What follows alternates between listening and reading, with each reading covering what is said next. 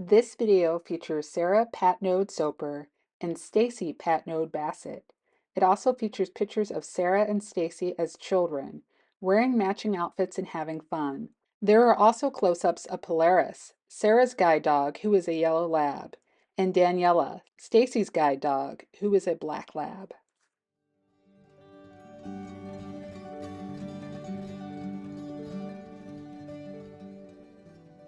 My name is Sara Patnode Soper.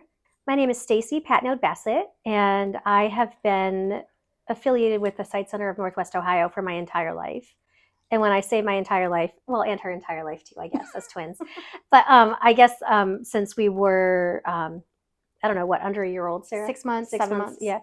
And we had some early intervention services that were provided to our parents through the Sight Center. And through that experience, we became very enmeshed with various youth services that they had, and we did a lot of things, but it started when we were very young as early intervention. Every year. Every year we did the beeping eggs, and I think there's like some little news clip of us like running around and screeching joyously looking for the beeping eggs. It was such a huge part of our early childhood. It was a highlight of the spring, wasn't Yes. it? The beeping Easter egg hunt, Yes, or the egg hunt. to go to the egg hunt. Yep. And we also participated when we were a little bit older, like fourth, fifth grade, in a summer program that the Sight Center had. It was amazing. We loved it. We loved it. Like, we never complained, even though we had to get up early and go. And it was like a day camp. It was like for a couple weeks from 9 to noon. And we would go to the old Sight Center building. They had this cool apartment set up in the basement. And it was kind of a creepy basement, but we didn't have to We sleep didn't know there. at the time it was creepy. No. And we would go and we would work on things like cleaning, and we would get to make lunch. We would work on some independent living skills, and we loved it. We just really liked the people that were here, and we always felt like we were surrounded by very kind people, so we loved coming. They really knew how to work with kids. They knew their orientation and mobility. We did some O&M in the summer too. We felt like we were going and spending time with cool mentors that were teaching us neat skills. Mary. Mm-hmm. Yep, Mary. She called herself Mary the Mobility Grinch because she didn't always like working with kids, but she was amazing at it. Well, there was a woman named Sara who taught us how to make biscuits. I'll never forget that. We cut out the biscuits, remember?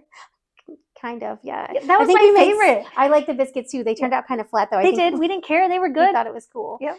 Because of the early intervention specialist who was there for my parents, it really helped them to feel empowered to raise us in a way that we could be very independent. And my parents always say that that was a lot of because of what the Sight Center did for them. I work at the University of Toledo. I work in the Office of Accessibility and Disability Resources. I provide academic and residential accommodations to students with disabilities who are planning on attending U Toledo. I also am a mom. I have 2 kids, 2 boys. Their current ages are 16 and 11. I don't quite know how that happened. I'm married, and as cliche as this sounds, I feel like I just live a beautiful life. I'm very happy to be where I am. I came to my current life in a very circuitous way. After getting a master's degree, I ended up going out to the San Francisco Bay Area and working at Guide Dogs for the Blind for a number of years. I then moved back home.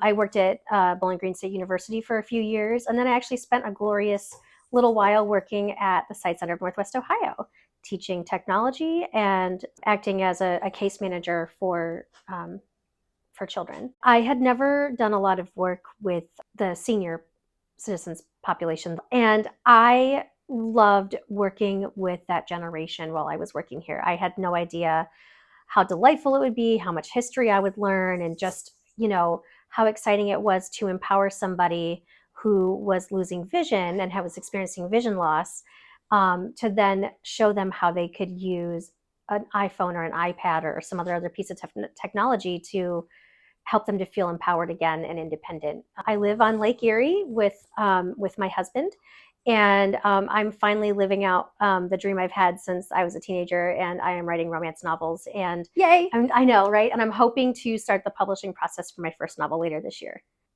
Even though Stacy and I haven't gone through vision loss, we were born with no vision, it still always scary to step out of your comfort zone and try something new, or to look vulnerable around other people. And to come here to a place where you don't, it's the blindness world, and blindness, as many of us know, is the number one most feared diagnosis or disability. And I just really would love people to know that this is a very non-judgmental, kind group of people, very warm and caring. The Sight Center is here because they truly want to bring support and assistance to people who are either experiencing vision loss, or people who maybe were born blind and maybe could really use some services and resources. This is a passionate and dedicated group of people who are truly here to be a part of your journey. Sara and I, like I said, we both said, really loved our experiences and gained a lot from the people that we met through the Sight Center, both in childhood and as adults as well. And so just reach out, use your supports.